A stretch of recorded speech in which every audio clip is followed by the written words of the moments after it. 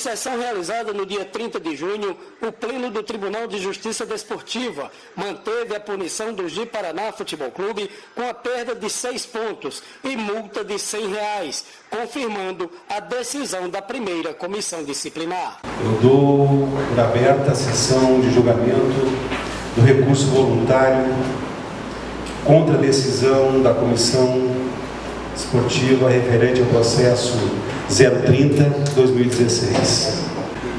Nossos auditores hoje, Michel Bastos, Márcio Santos, Paulo Pereira, Laércio como nosso relator e eu como presidente desse tribunal moderno. Com a palavra, o relator. Boa tarde a todos. Pois bem, analisando os autos e o defensor do Ji-Paraná, na sua peça recursal, ele pede o efeito suspensivo da partida. Então, eu, como relator, semana passada, tive que analisar esse pedido do Ji-Paraná. E, em sede de liminar, eu procurei analisar o pedido do Ji-Paraná, eu conheci do recurso e dei o provimento, neguei o provimento do efeito suspensivo que foi pedido pelo Clube Ji-Paraná para suspender a primeira partida de futebol. É importante registrar isso, presidente, porque quando houve o julgamento da comissão disciplinar, já havia pela federação a marcação da partida do Gênesis e do Rondonense. E naquele momento eu entendi que não seria possível o efeito suspensivo e, com todas as razões aqui expostas no processo, principalmente eu me baseei e busquei suporte legal, doutor Michel, no artigo 2º, inciso 8 do CPJ, que é um princípio hoje do direito desportivo, que é a observância da prevalência, da continuidade e estabilidade das competições. Então, naquele momento, seria um prejuízo muito grande, principalmente, não só aos clubes, mas, sobretudo, aos torcedores que já tinham comprado seus ingressos, né? Toda uma estrutura estatal de polícia militar, bombeiro, e não caberia a mim suspender a partida faltando 4 horas para o jogo. Que, buscando esse meu argumento, eu suspendi a segunda partida, porque entendo que esse processo ele traz aí uma complexidade média, então, com precaução, que cabe a nós jogadores, né, ter essa precaução. Então, eu suspendi, em sede liminar, a venda da segunda partida, que foi previamente marcada pela federação. Pois bem, senhor presidente, trata-se de recurso do Ji-Paraná Futebol Clube, inconformado com a decisão da Comissão Disciplinar do TJD, em face da denúncia apresentada pela douta Procuradoria, que determinou a perda dos pontos da partida realizada com o Esporte Clube de Gênesis, ocorreu na data de 28 de maio de 41. A Comissão Disciplinar decidiu por unanimidade pela procedência da denúncia ofertada pela Procuradoria do TJD e condenou o denunciado na sanção esculpida no artigo 214 do Código Brasileiro de Justiça Esportiva, que disciplina a perda do número máximo de pontos atribuídos a uma vitória no regulamento da competição, ou seja, perda de 3 pontos, não sendo computados os pontos eventualmente obtidos pelo infrator na partida do dia 28 de maio de 2016, conforme a previsão do parágrafo 1º do artigo 214 será trazido, combinando-se ainda com a multa pecuniária na monta de R$100. Em sede recursal, o recorrente requereu efeito suspensivo da partida, previamente marcada entre o Rondoniense Futebol Clube e Esporte Clube Gêmeos para o dia 23 de junho de 2016, sendo o pedido suspensivo denegado por este relator, que com a acuidade necessária determinou também a suspensão da venda dos ingressos para a partida de volta entre as equipes acima citadas. Ressalva-se que o recurso é tempestivo e com os demais requisitos necessários, obedecendo os ditames legais, portanto, conhecido pelo relator. Esse é o relatório, senhor presidente. Com a palavra, a Procuradoria vai se manifestar. A Procuradoria reitera os pedidos. O advogado do Gêmeos está inscrito aqui. 10 minutos para o senhor, doutor. Muito boa tarde, senhores membros desse colégio pleno. Na verdade, bem menos que 10 minutos serão suficientes apenas para que nós possamos trazer aqui a posição do Gêmeos no sentido de, obviamente, referendar a decisão já tomada pela Comissão Disciplinar, aplicando ao caso concreto a interpretação adequada nesse emaranhado, nesse mosaico que é a nossa legislação brasileira, não diferentemente a legislação desportiva, que reclama dos aplicadores do direito o discernimento, a prática consciente de uma exegese para que se enfrente o caso concreto, aplicando a ela, como ocorreu no caso do primeiro julgamento, estabelecendo a diferenciação entre situações de fato que reclamam a aplicação de regras específicas ou regras de cunho geral. A postura do Gêmeos hoje é no sentido de enfatizar dois aspectos que já são considerados por Vossa Excelência daqui, no sentido da aplicação, sim, da especificidade da regra aplicável ao caso concreto, que difere do episódio que envolveu o recurso do Guajará, que àquela altura a ocorrência do fato, tendo a federação interpretado como regular a situação do atleta do Ji-Paraná, esse fato ocorreu em 5 de junho, diferentemente do que ocorreu na partida contra o Gêmeos, que foi no momento onde houve uma lacuna, um lapso, houve um espaço onde, que para evitar, para se não ter se incorrido nessa circunstância, desse prejuízo que o Ji-Paraná acolheu,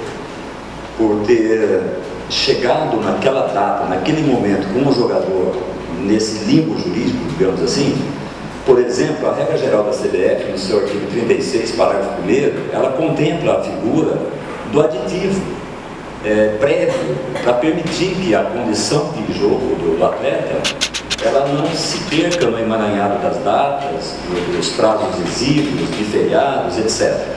E por que isso ocorre? Porque também existe a previsão legal de que a federação não pode se responsabilizar. Cumprimento inicialmente o novo presidente desse colegiado, doutor Leandro Cabral, eminente ilustre advogado neste estado. Como disse o relator, senhor presidente, o Ji-Paraná é inconformado com a decisão que julgou procedente a denúncia e invalidou a partida realizada entre Gêmeos e Ji-Paraná, no dia 28 de maio deste ano. Inicialmente, na defesa feita, processada na comissão do presidente, doutor Márcio, a defesa de Ji-Paraná discutiu a questão da intempestividade da notícia de infração disciplinar. E me chamou a atenção disso aqui, cadê o prazo? Cadê o prazo? Não tem prazo. E aqui, especificamente, doutor Michel, o jogo foi no dia 28, Gêmeos perdeu, jogou com o Guajará, perdeu para o Guajará, bastava empatar, ou ganhar, empatar, dava para classificado, para decidir por 2 jogos, perdeu nas 45, 45, está na cabeça do jogo. O que aconteceu?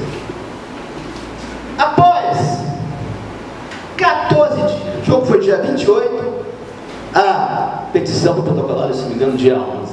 Isso me chamou a atenção. Então, se não atrasa a lacuna da lei, se a lei não prevê, aqui eu busquei.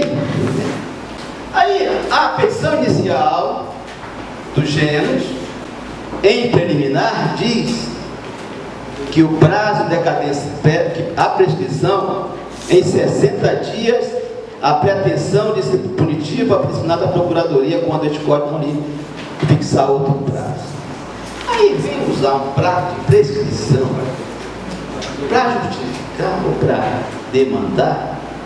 Aqui, com toda certeza, e eu disse isso aqui, eu vou repetir, prescrição, nós sabemos, existe, no caso, vou trazer aqui o Código de Processo Penal, o Código Penal, direito material, prescrição, né? Da pretensão punitiva ou da pretensão executória. Mas você tem uma sanção. Artigo 45 do Código, doutor Michel, do Código Disciplinar da FIFA, diz prescrição de execução de pena. É o caso do artigo 65.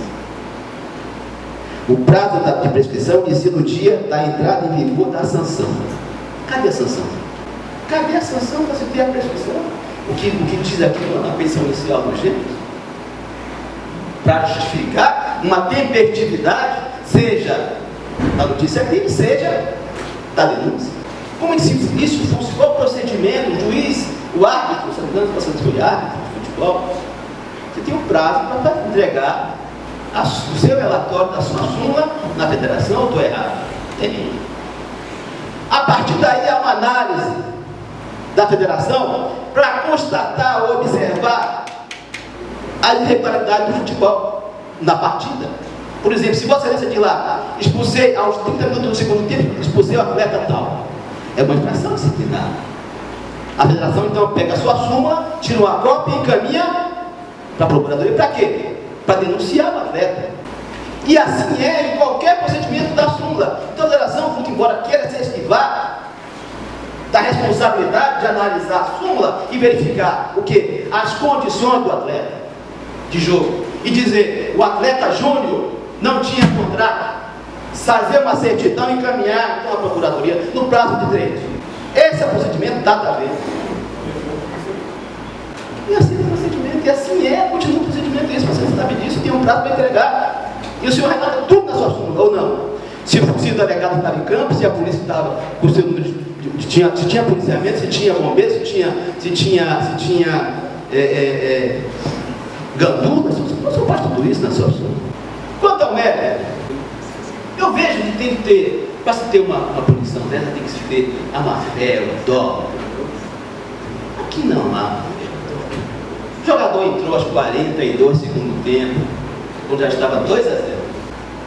Finalizando e concluindo, digo mais uma vez que com muita honra pude e posso participar desse julgamento, desse colegiado, do TJD, tendo Vossa Excelência no comando, participando, que é um trabalho voluntário, mas muito gratificante. E da minha honra de poder estar aqui. Então, requeira a Vossa Excelência conheça do recurso, porque é tempestivo próprio. A precisa preliminar de intempestividade, se vencido, né, no mérito, requer então seja provido para julgar improcedente a denúncia e manter o resultado do jogo realizado entre Gêneros e Ji-Paraná. Muito obrigado. Obrigado, doutor Fernando. Ao relator, doutor Laércio, seu voto. Muito bem, depois de atentamente ouvir os argumentos da defesa de Paraná, passo a ler o meu voto, caros colegas pares do Tribunal Pleno do Tribunal de Justiça Desportiva. Como dito, inconformado com a decisão da Comissão Disciplinar, nos autos em epígrafe, o recorrente apresenta argumentações exaradas na sua peça inicial e, na razão do meu ministério, analisei com ponderações o recurso. As preliminares arguidas, sendo da intempestividade da impugnação e aplicação do artigo 42 do CBJD, foi enfrentada pelo relator Acol, que não conheceu com as devidas razões, o que acompanho integralmente, entendendo ser o artigo 2º, o parágrafo 2º, desculpe, do artigo 654 do CBJD aplicável no caso da Alexandra Quest. Portanto, não conheço das razões da intempestividade e aplicação do artigo 42 do citado Código, porque o artigo 165A, ele traz a pretensão punitiva da Procuradoria.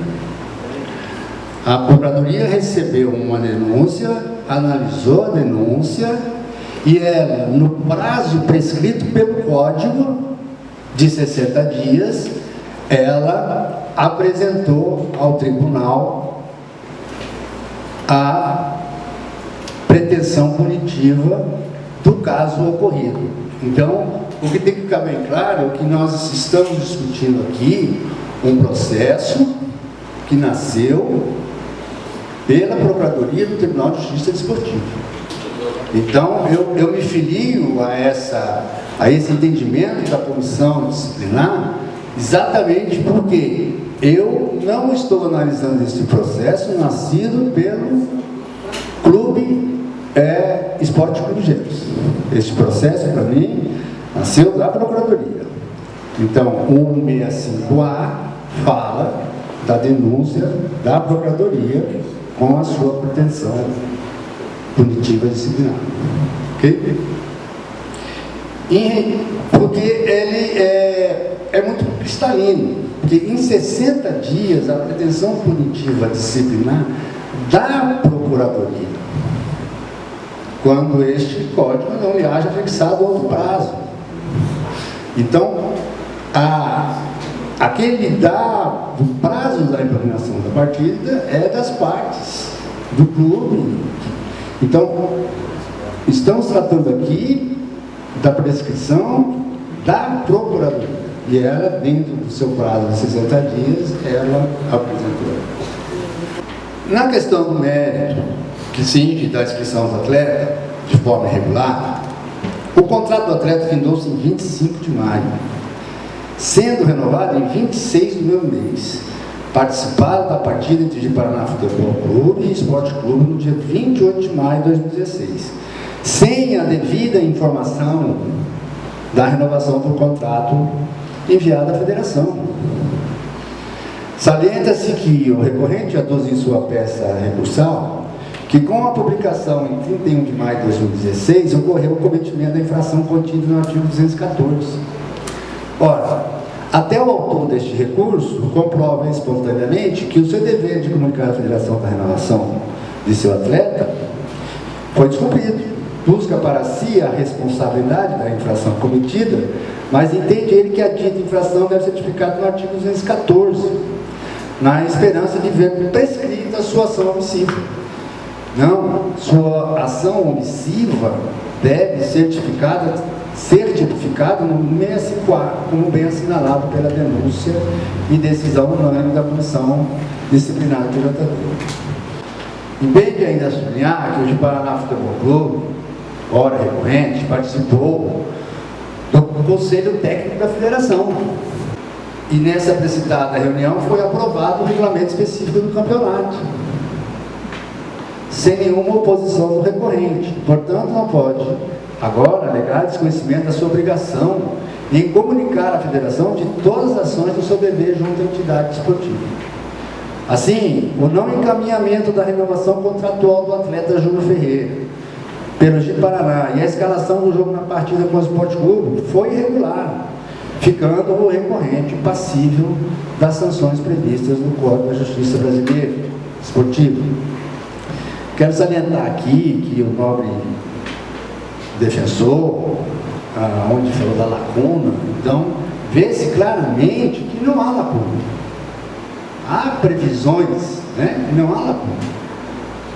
Então, há a prescrição punitiva por parte da Procuradoria no seu artigo 165A. Então, com toda a vênia ao grande mestre e ao grande professor das práticas processuais, doutor Fernando Maia, eu entendo que nesse caso eu não conheço dessa lacuna.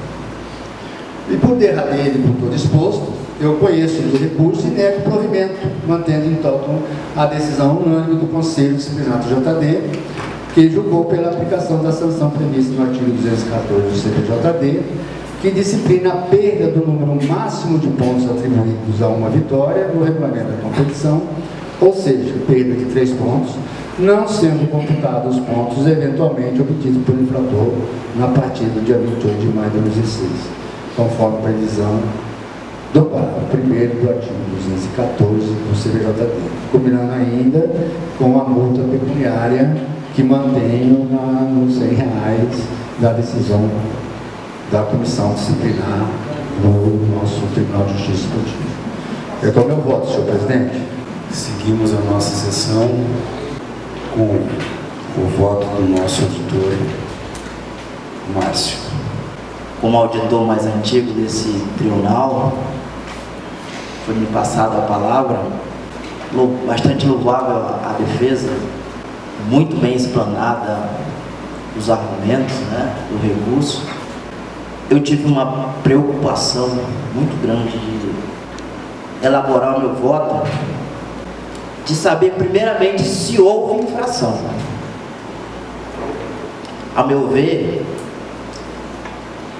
a infração ela não foi objeto de indagação, O que está sendo discutido somente é supostamente prazos, e responsabilidade. A defesa da agremiação do Ji-Paraná, na explanação do recurso, ela alega que a federação tinha a obrigação de informar se naquele dia do jogo o atleta teria condições de estar relacionado e também apto a participar do certame. Eu tive a preocupação de ver o regulamento geral das competições aqui e verifiquei no parágrafo 4º que todas as informações dos atletas prestadas ao Departamento de Registros e Transferências da Federação são de inteira responsabilidade do clube informante, isentando a federação de qualquer ilegalidade que vier a ocorrer.